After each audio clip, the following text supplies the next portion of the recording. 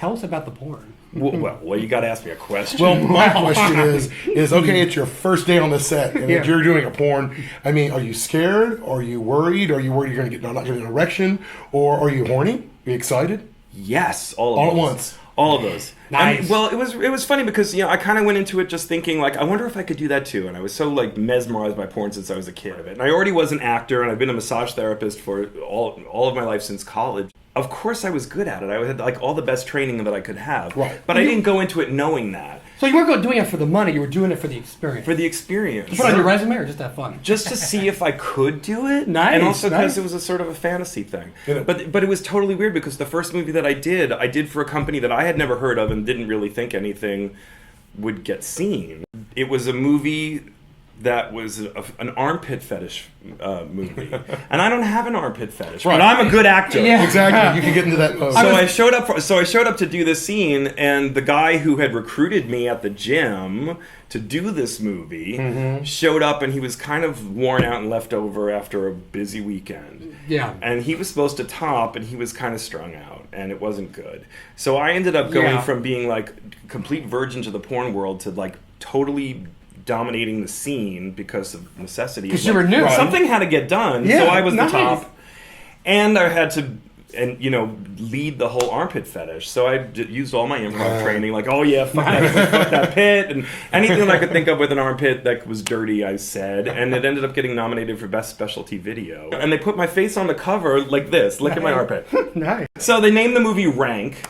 And somehow this movie got so much attention and was everywhere immediately. And I was like, lesson learned, if you're the kind of person who asks for a lot of attention in public, you can't control how and when it's going to come. And all of a sudden you're a star. So all of a sudden I was on the radar. So when you're on the radar, does Star. that mean when you're walking down the street, people recognize you, or people Yes! send you emails? You're that or? guy from the armpit fetish video, Really? which is the weirdest thing I think that qualifies as a star. I don't know. After that, I worked for Raging Stallion Video in the office, and I was doing a lot of grip work. My primary idea was that I wanted to learn film and video. I had done a lot of theater, but I wanted to learn film and video. Right. So I was like, well, the easiest, best way to do it without having to go back to school is to like do it at a porn company. Get paid. So eventually they said, we're doing this scene in Palm Springs. Do you want to go away with us for the trip? And you could PA, but we also we were wondering if you wanted to be in the movie too. And I was like, really? How much does it pay? Sounds good. What kind of movie is it? Sounds good. What's the name of the movie? Raiders of the Lost Ark.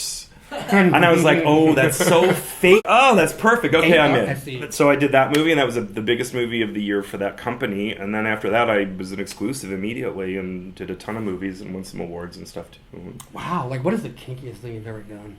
My favorite scene that I ever did was really kinky because it had no script, and we basically role played for like the entire day. It was for Cops Gone Bad became the title. You of it. you went. And that one won Best Sex Scene. Yeah. And basically we role played that I was implied straight jogger. Right. And so I was basically taken captive by a police officer in an SUV. He ran me off the road while I was jogging in the woods in Guerneville. It became a whole domination scene where I had to just basically role play. I mean, it was so much fun because in my head I was straight the whole time, and I had never had any gay sex. Nice. So like when the cop forced me to lick his boots, I looked at him like he was an idiot. But I went so far, and we were so deep into it. And Chris Steele, my co-star, was also somebody with a lot of legit like acting and writing work. So we could role play anything together. And it was so much fun. Oh my god. So is that what makes a scene hot? That was in your opinion? That was incredibly hot because the actor brain and the porno piggy brain were both totally engaged. Right. I got to role play that I was getting fucked for the first time, and he was making me like it, and so I like brought tears to my eyes, and I was like, "You're fucking queering me, aren't you? You're making me queer," Nice. and it was like so deep and intense and really fun. This is like a porn movie with substance. With a story. It ended up being like the final edit ended up being like 40 minutes long, which is like twice as long as a normal porno because it's like kind of a mini feature. Right. With no script, we just improv the whole thing, and it's oh my god! I bet you women love beautiful. that shit. Yeah. Oh my god. Lesbians love my porn. Yeah. They do. They tell me all the time, and I get like email and shit. How long does it take before shooting porn gets boring or it becomes routine? How many years? Well, what happened with me is because I have a lot of directing background too. Yeah. Eventually the novelty started to wear off, and then like you're in the middle of it and you're thinking, this one's for that trip to Rome, this one's for the trip to Rome. Or the worst thing that happened was like, you're like this, you're like, okay, you're in the middle of it, you're in the middle of something, and you're like, oh, that light's in the wrong spot. I know that light's in the wrong spot. We're gonna have to move that fucking light. Should I tell them? No, I'm in the middle of having sex with someone who's so rude to interrupt the sex to say, pardon me, the light. that light's not gonna be. So then you keep doing it, and then eventually somebody says, you know what, we're gonna have to reshoot that part again because that light needs to be there. I know. And you're like, I knew it. But if you interrupt it, so then my brain wasn't in the sex as much. Yeah. And I was like, that's a problem. So luckily I had enough other work going on that it just faded out. I never claimed retirement because I always say if you claim retirement, it's the surest way to end up in a fisting movie by the weekend. And I never have been fisted because you have to save something for the wedding. It's a good way of looking at it. Honey, it's the wedding night. Oh, get the fisting glove out. It's the only thing I have left, Dad. I didn't know you could do that.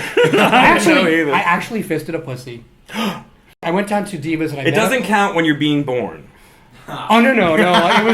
It was I couldn't get my thumb in there. Oh. And she actually, I knew I was in trouble when she pulled out the green rubber gloves. Ooh. Yeah. Because they were green, they didn't match your outfit. I wanted to cuddle. I wanted to cuddle, and she wanted me to fist her. You can still cuddle. I know. Afterwards. Oh, darling. You just have to get the right position. Exactly. Everything's doable at some point. Yes, indeed. What is your take on modern porn today when everybody's like, filming their own Wahoo and Hoo-Hoo and doing all kinds of stuff and posting it everywhere?